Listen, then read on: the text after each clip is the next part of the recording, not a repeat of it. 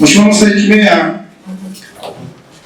kuanzia mwezi wa 10 mwaka jana tulipata mkandarasi aliyesaini mkataba kwa ajili ya kujenga kingo za mto Kanoni. Mheshimiwa Mstahiki Meya, mradi huu kwa kweli hauendi kama inavyopangwa, na sisi madiwani pamoja na wananchi hatujui tatizo ni nini. Kwa nini mkandarasi huyu anafanya kazi taratibu sana? Ukirudi katika upande wa ujenzi wa mto Kanoni, Mheshimiwa Mstahiki Meya, leo tumebakiza siku kama 20 mvua zinaanza, na tulishauri katika vikao vilivyopita kwamba mkandarasi huyu aangalie kipaumbele cha wananchi katika jimbo letu. Mto wa Kanoni, Mheshimiwa Mstahiki Meya, unapita kata 5 ndani katikati ya mji wetu huu, na leo watu wote ni mashahidi kwamba vyombo vya hali ya hewa wameshatutaarifu kwamba wakati wowote mvua zitaanza kunyesha, na mvua za kipindi hiki ni kubwa. Mheshimiwa Mstahiki Meya, mimi nilikuwa ninaomba kwenye baraza hili madiwani tuungane kwa pamoja, tutoe azimio, tujue changamoto ya huyu mkandarasi ni nini, kwa nini anafanya kazi taratibu, hajagusa hata kidogo kwenye ujenzi wa kingo za mto Kanoni. Leo nataka niwahakikishie baraza lako Mheshimiwa Mstahiki Meya, ukienda baadhi ya kata kama Bilele, mtaa wa Mkibusha, ukaenda kata ya Makoba, watu wameanza sasa kuhama kwenye majumba kwa kuchelea mafuriko. Mafuriko yamekuwa mafuriko, Mchina amekuwa Mchina haeleweki. Huyu Mchina hatujali, hata wengine hatumjui.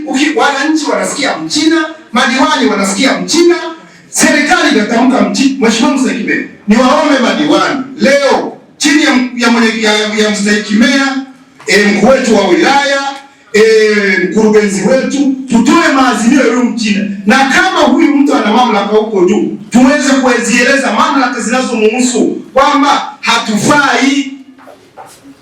Mheshimiwa Mstahiki Meya, mimi hiyo ndio kilio changu kikubwa, taarifa yangu kubwa ni hiyo.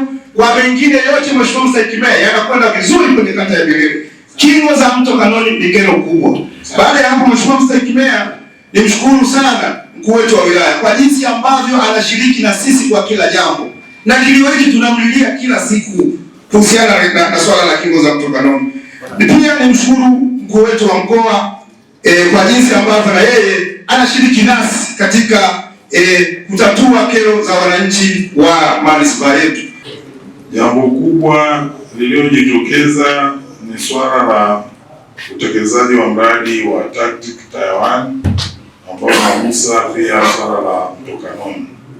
Mheshimiwa Mwenyekiti, ni kweli haibishani kuwa tuna changamoto ya mto Kanoni, lakini pia haibishani kuwa mkandarasi alichelewa kuanza utekelezaji wa mradi kwa wakati. Kwa hatua za kimkataba zilichukuliwa, lakini jambo ambalo ni waombe hapa waheshimiwa madiwani, labda tukubaliane, ni hili la kuangalia kufanya kikao cha pamoja cha kata consultant na mkandarasi pamoja na sisi, ili tuweze kupata picha pamoja na tuangalie namna gani tunaweza tukabana, kwa sababu jambo lililoona hapa, yeye anawasilisha mpango kazi wake, work plan yake ambayo inakuwa review kila baada, yani inafanywa mapitio kila baada ya mwaka. Sasa tusije tukambana kwenye lengo ambayo haipo kwenye work plan yake. Mimi nitaka yani tupate uelewa ule mpango kazi wake amejipangaje, ili tumbanie, kwa sababu mpango kazi wake unakuwa umepitishwa.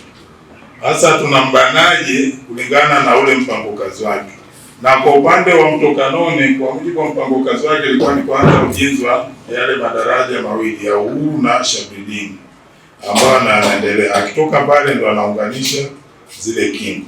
Kwa hiyo mimi nilikuwa nishauri niombe kwa namna alivyojitokeza tulichukue, tuangalie tunavyoweza kufanya kikao cha pamoja kati ya mkandarasi, consultant na madiwani, tupate picha pamoja na tuelewe ule mpango kazi wake ulivyokuwa unakaa, namna gani unaweza unatekelezwa, ili tuweze kumbana akiwa ametoka nje ya ule mpango kazi. Lakini kwa saizi kama tutaongelea jambo ambalo lipo nje ya mpango kazi, ni rahisi anaweza akapata sehemu ya kujitetea. Sijui kama nimeeleka vizuri. Kwa hiyo baada ya hapo basi naweza kukaja na maazimio, lakini nishukuru moja ya kamati ilipita kwenda kuangalia utekelezaji wa miradi, na nadhani kamati nyingine haipata fursa ya kuangalia. Kwa hiyo hiki kikao kinaweza kuwa fursa nzuri, tunaweza tukakaa hapa, consultant akawa anawasilisha hapa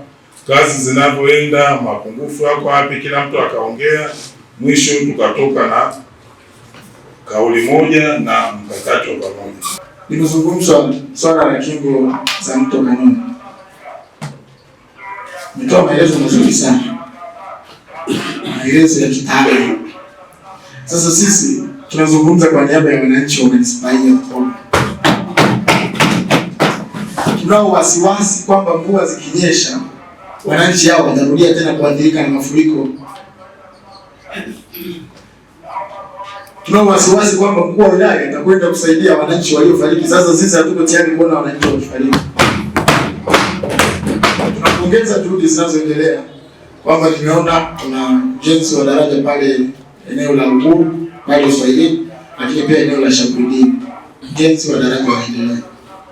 Sasa mimi kwa leo nakuomba sana mkurugenzi, Mheshimiwa Taufiki kwako walikusafishia. Naomba twende tusafishe pia kwenye eneo la Makoba hii kupunguza kiwango. Naomba mwelekeze mkandarasi aende pia asafishe hilo, kwa sababu baada ya siku 10 sisi Bukoba tunapata mvua. Sasa sijui tutaenda kutoa pole mkurugenzi, mimi huko DC ya mimi sikusindikizi tena. Kwenda kutoa pole kwa sababu ni changamoto ambayo tunaiona kabisa inakwenda kufanyaje? Kutokea. Sasa kabla haijatokea ni lazima tuisimamie, tuhakikishe inatatuliwa kabla hatujaadhirika. Kwa hivyo ninakuomba Mheshimiwa Mkurugenzi utusaidie ili kufanyia kazi hilo swala. Wananchi wetu wanani wapate ahueni kwenye hiyo changamoto.